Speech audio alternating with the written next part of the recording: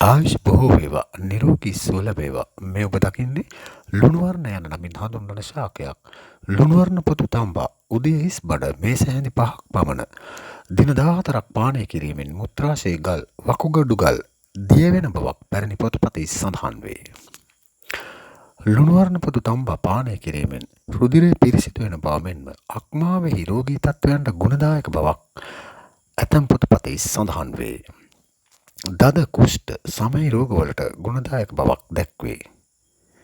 පැරණි තැලුම් වලට හන්දිපත් ඉදිමුම වාත වේදනා කැක්කුම් සඳහා ලුණුවර්ණ කොළපොතු මී කොළපොතු අමුකාලුන් තමා කොටා පොට්ටනි බඳ වණ්ඩුවේ තම්බා තැවීම සිදු කරයි. තැල්මට ලුණුවර්ණ කොළ මී කොළ ඇත්තඩිය කොළ සියඹලා කොළ අමුකහ සුවල්පයක් ලුණු සුවල්පයක් සමග එකට අඹරා ලිපේ තියා රත් කර ආලේප කර තිබෙන බවක් පැරණි පොතපතේ සඳහන් වේ.